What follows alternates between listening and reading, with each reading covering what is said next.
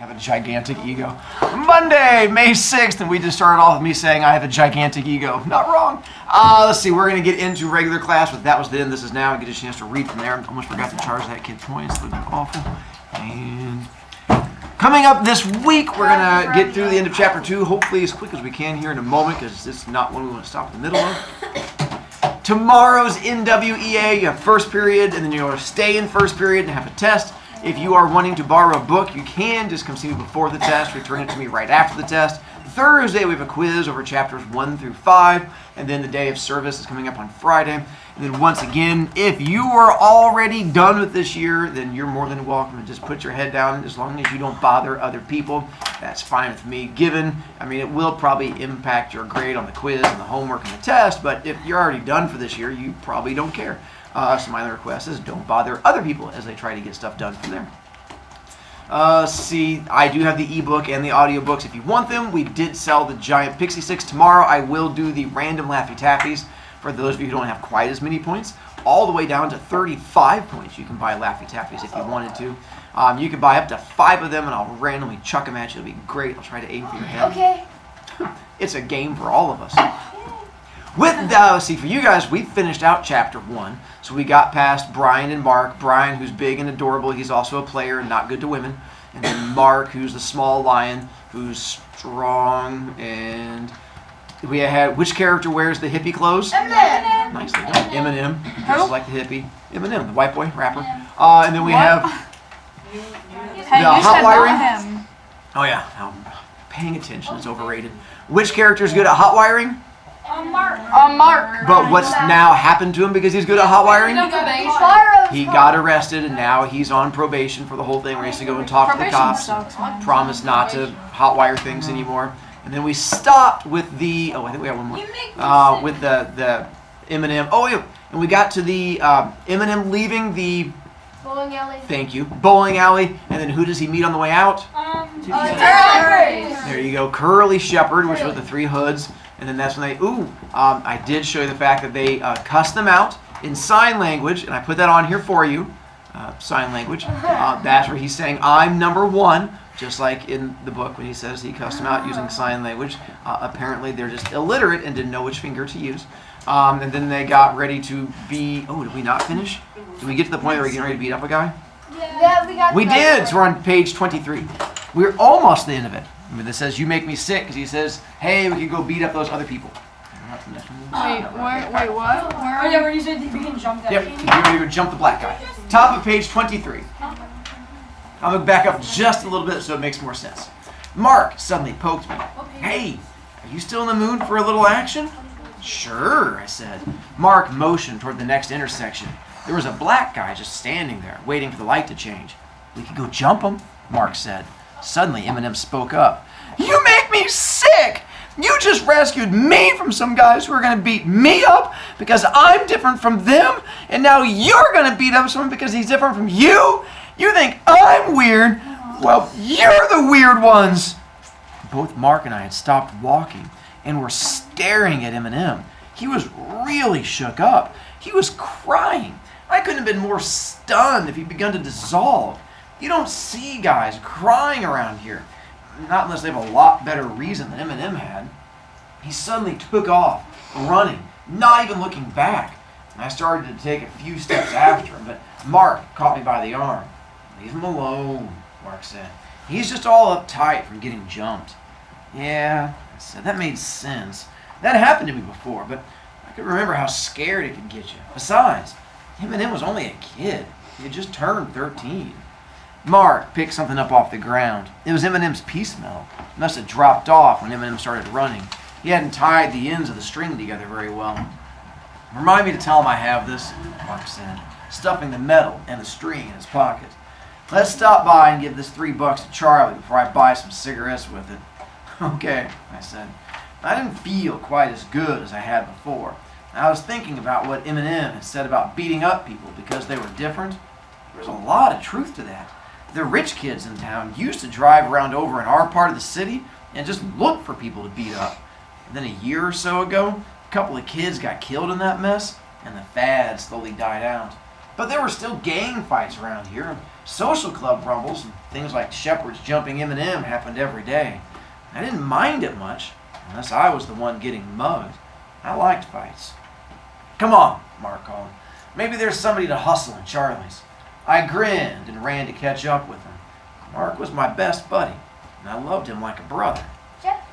The rich kids that came into town, they're referring to the Socias, the kids that died, Bob, Johnny, and Dally. there you go. So apparently that's no longer happening. The Socias don't beat him up because it's all fun and games until your friend gets shanked.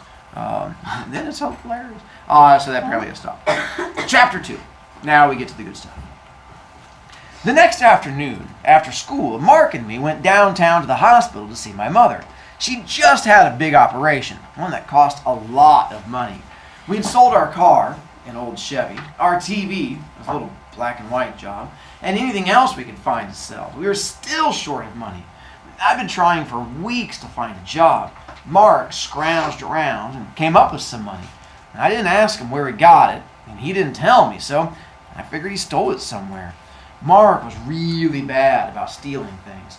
I mean, he stole things and sold them, or stole them and kept them, or just stole things and gave them away. It didn't bother me. He was too smart to get caught. He'd been stealing things since he was 6 years old. I wasn't above taking a pack of cigarettes from a drugstore, but that was about it. I was the hustler. Mark was the thief. We were a great pair. One thing about it, though, Mark couldn't see anything wrong with stealing stuff. I could. I mean, it didn't much matter to me whether or not Mark was a thief, but I still felt that stealing was wrong. I mean, at least it's against the law. I think Mark's only dimly aware of that fact. Stealing was a game to him. It was something to do for fun and profit, and he was careful not to get caught because that's one of the rules.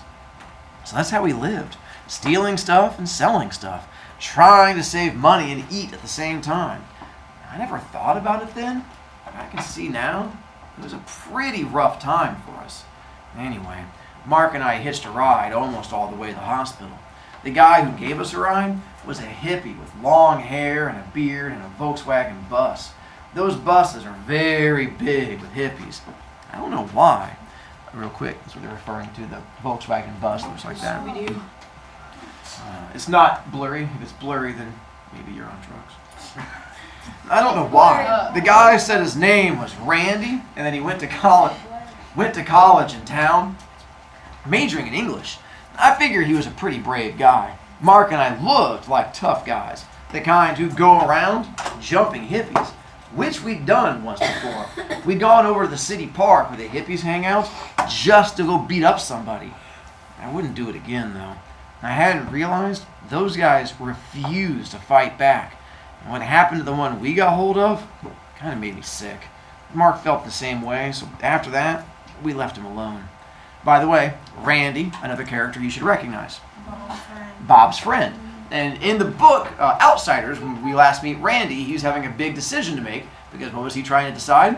Fight or not? The fight or not. So apparently Randy goes more towards peace, and then eventually becomes a hippie. So now we get to see Randy. So now Randy's a hippie. Oh, and why is this Randy a hippie? Why is he not afraid of these two thuggy-looking guys? Because of that whole thing of hanging out with Ponyboy and seeing him, he was like, Ponyboy turned out to be a nice person, so apparently just because you're like a greaser, it doesn't make you a thug. Randy was telling us about this really cool house where a bunch of his friends lived. There you go, hippie house like that. An old house they all rented, and everybody who wanted to could live there and grew in peace and goodwill. I didn't much believe him. There had to be a few sponges in a setup like that. And living with a bunch of people would get on my nerves, especially if they were hairy and dirty. But I was polite and said, all right, sounds cool, even though it didn't particularly appeal to me. Mark was interested, though, and asked Randy all kinds of questions about where this place was and who all lived there, if he knew about any other places like that. Mark was interested in lots of things. He knew all about the Old West and was nutty about Warner Brothers cartoons, so it didn't bug me when he got all excited about hippie living. When we got out of the bus, Randy held up 2 fingers and said, peace. Mark held up Eminem's peace medal, which he was wearing around his neck as a joke, and made a wisecrack. Then we looked at each other and just cracked up laughing. We weren't being hateful. No, it was just funny. Mom was glad to see us, but she hadn't been lacking company. We had the kind of neighborhood where everyone knew everybody else's business, and all the ladies came up to see her, at least 2 a day. They also brought me and Mark junk like pies and potato salad. I got the pies, and Mark took whatever else there was since he couldn't stand sweet stuff. Cokes and an occasional M&M, just to be polite, M&M, was as much sweet stuff as he'd take. As a result, I was putting on weight. I wasn't in much danger of getting fat since it seemed like I was growing an inch taller a week, and Mark was staying as slight and slender as ever.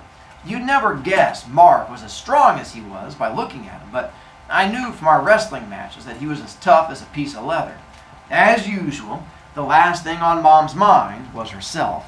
We no more than got there, got hugged, she started telling us about this poor kid across the hall who had never had anybody visiting him. Come on, how do you know that? There's so many people coming and going around here. How do you know about some kid across the hall? The nurse told me. Poor kid. He's not any older than you and Mark. It figured. I mean, her finding out about it. If there was a lame dog within 3 miles, she'd find it. It didn't bug me much, though. Thanks to her, I had a brother. Brian, promise me you'll go over and see him. I frowned. Look, I don't know this guy. I'm not going to just walk in and say, hi there, you want a visitor? My mommy tells me you don't have any. Brian, just go talk to him. He won't talk much to the nurses. He's been hurt pretty badly, poor thing. I'll go see him, Mark said, and Brian will come with me. I gave him a dirty look, but he continued, who knows? Maybe one of us will end up in the hospital sometime with nobody to come and see us. That was just the kind of junk my mother eats up, and Mark knew it. When we left, I stopped him in the hall. What's the idea of telling her you're going to go see that kid? Mark shrugged. Because I'm going to. Why not? This was typical of Mark, as it wasn't typical of anyone else. Well, I'm not going. I'm going down to the snack bar here and get a hamburger. Well, ain't you hungry? Mark shook his head. Nah, I'll meet you down there later.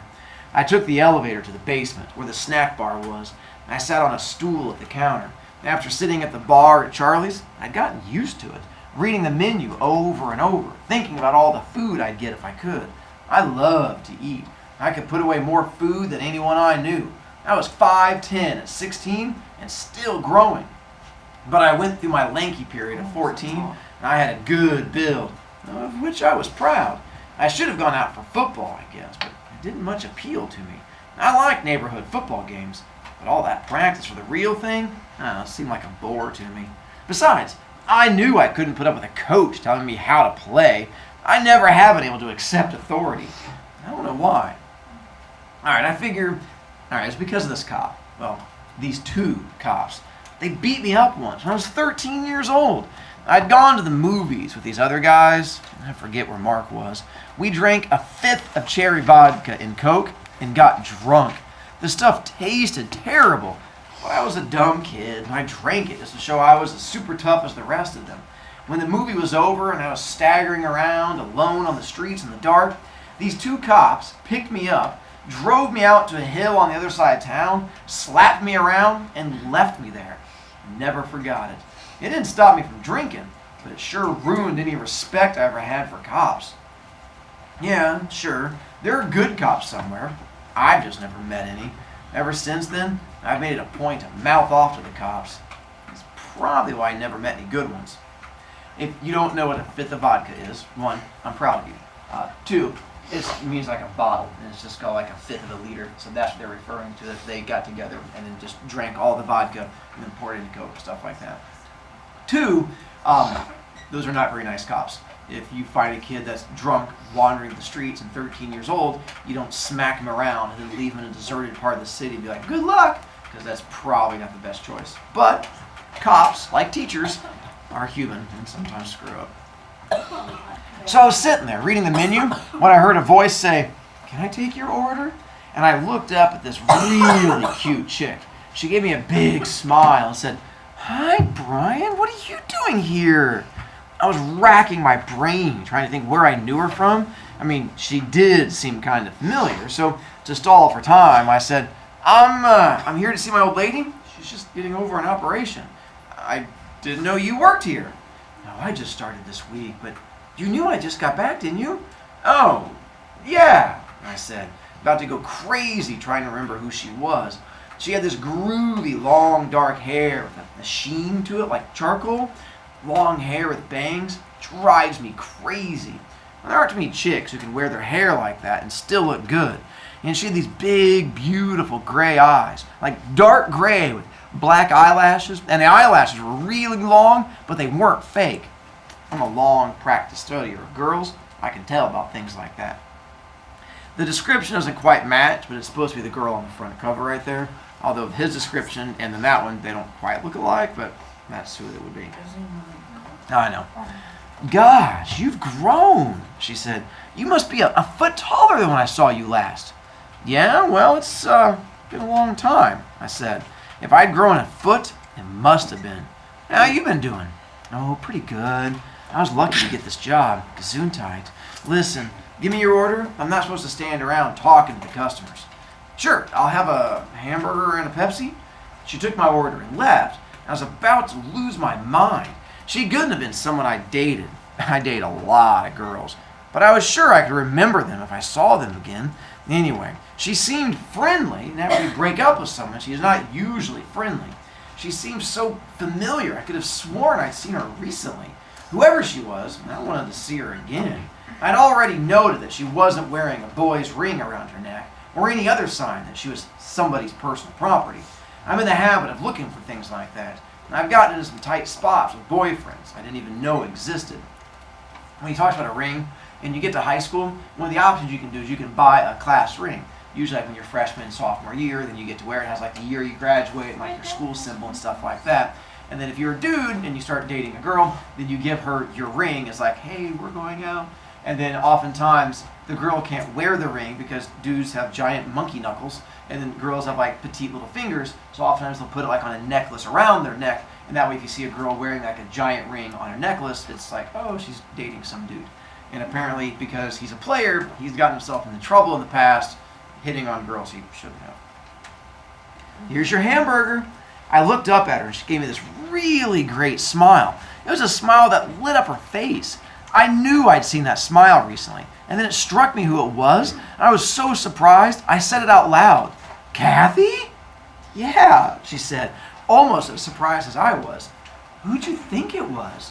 The last time I saw you, you had short hair and braces, I said, forgetting that a lady killer should never remind a girl of her gawky age when she was skinny and ugly, or fat and ugly, or short hair with a mouthful of metal. Yeah. That's the truth. Brian, you mean you didn't recognize me? No, I didn't. I couldn't see why that should shock her so much. Even back in the days of braces and short hair, we weren't exactly best friends. I'd never paid any attention to her. I just recognized you because you look so much like Eminem when you smile. I'm going to take that as a compliment, she said, giving me my check. Eminem's a beautiful child. He has a beautiful smile to match his mind. Yeah, he's a good kid, I agreed.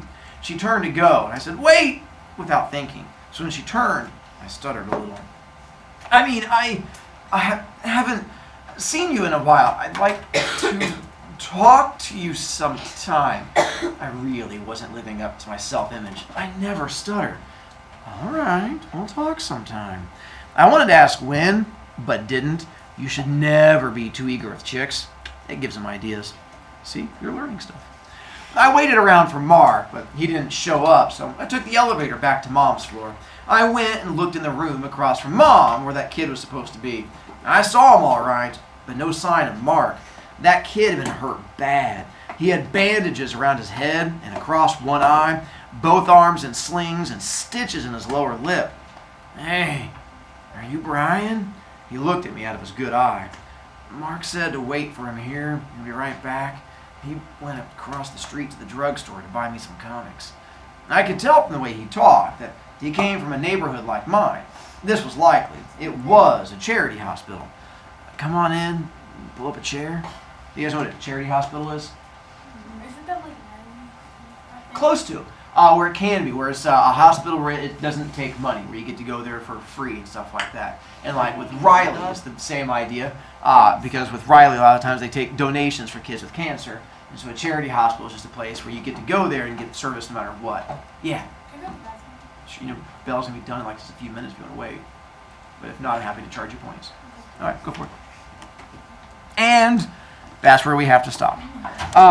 For tomorrow, the bad news is Mike's story is what I wanted to read to you, because that's where we get to the good part with it. I'm going to read Mike's story with you guys tomorrow because, one, it's a good story that you won't mind hearing twice. Two, the ending of it's going to be a little bit confusing. I want to make sure I get a chance to talk with you. If you choose to read tomorrow,